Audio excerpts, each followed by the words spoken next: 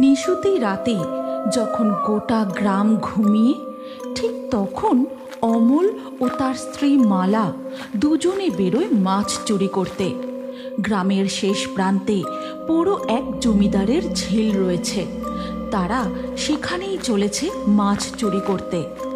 গ্রামের পথ ধরে হাঁটতে হাঁটতে অমল বলে, তাড়াতাড়ি পা চালাও, ভোর হওয়ার আগে আমাদের কাজ সেরে বাড়ি ফিরে পড়তে হবে। হ্যাঁ হ্যাঁ, চলো তাড়াতাড়ি চলো। মালা ও অমল এগিয়ে যেতে থাকে। এমন সময় মালা হঠাৎ শুনতে পায় কে যেন সাইকেল চালিয়ে তাদের দিকেই আসছে। মনে হয় এদিকে কেউ আসছে। আমাদের সঙ্গে মাছের হাঁড়ি জাল রয়েছে। এই অবস্থায় দেখে ফেললে কেলেঙ্কারি হবে। চলো আমরা ওই দিকটায় বাঁশ বাগানে গিয়ে লুকিয়ে পড়ি। তারা দুজন তৎক্ষণাৎ গ্রামের রাস্তা ছেড়ে পাশের বাঁশ বাগানের মধ্যে ঢুকে যায়। আর তারা লুকিয়ে দেখে এক গোয়ালা শহর থেকে দুধ বিক্রি করে মাঝ রাতে বাড়ি ফিরছে। শোনো গিন্নি, গ্রামের এই খোলা রাস্তা দিয়ে জমিদার ঝিলে মাছ চুরি করতে যাওয়াটা মনে হয় ঠিক হবে না। আমরা বরং মাঠের রাস্তাটা ধরি। এই বাঁশ বাগানটা টপকালেই ফাঁকা মাঠ, তারপর ওই জায়গাটা পার করলেই আমরা পৌঁছে যাব।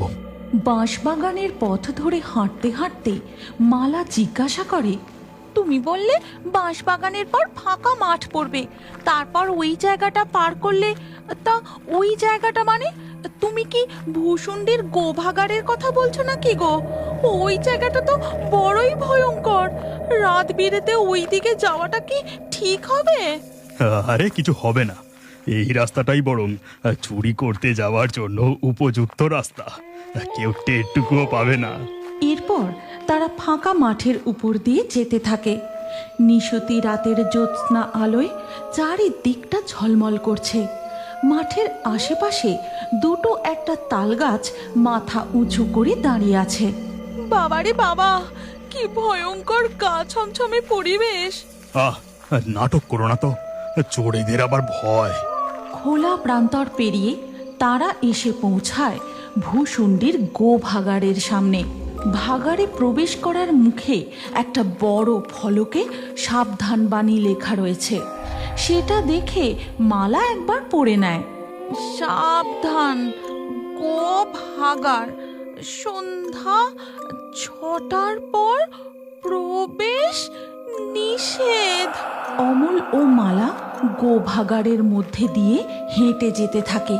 আশেপাশে হাড়গোড় পড়ে রয়েছে, কোথাও কোথাও সদ্য চাপা দেওয়া মাটির ঢিপি। এমন সময় ভাগাড়ের মধ্যে দুটো শিয়াল খুব জোরে ডেকে ওঠে।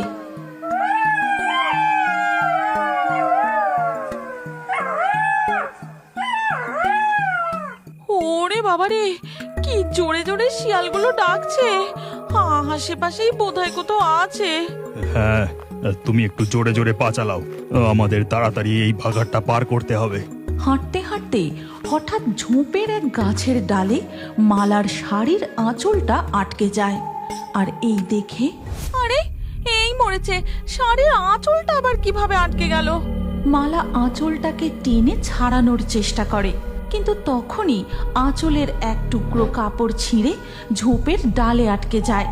সেটা মালা আর খেয়াল করে না। সে আঁচল ছাড়িয়ে নিয়ে এগিয়ে যায়।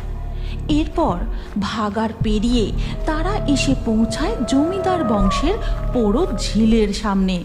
জানো গিন্নি, এই ঝিলে অনেক বড় বড় কাতলা মাছ রয়েছে। সেগুলোর মধ্যে থেকে আজ যদি একটা জালে পড়ে তো কেল্লা ফতে। না, আর দেরি করলে চলবে না, জালটা এবার তাড়াতাড়ি ফেলি। এই বলে অমল তার জাল জমিদারের ঝিলে ফেলে। তারপর জালটা ধীরে ধীরে টেনে ওপরে তোলে।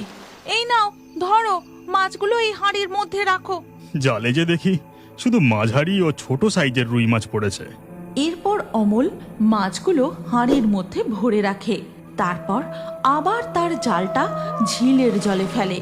এবারে জাল তোলার সময় অমল জালটায় বেশ টান অনুভব করে। হ্যাঁ, মনে হয় এবার ঝিলের পুরনো ওই বড় কাতলা মাছ পড়েছে। অমল তার জালটা পাড়ে টেনে তোলার চেষ্টা করে। এই গল্পের পরবর্তী পর্ব যদি তোমরা দেখতে চাও তাহলে কমেন্টে নেক্সট পার্ট অবশ্যই লেখো। আর আমাদের ফেয়ারি টুনস বাংলা ফেসবুক পেজটি এক্ষুনি ফলো করে নাও। এই গল্পটি ভালো লাগলে লাইক দিয়ে শেয়ার করে দাও।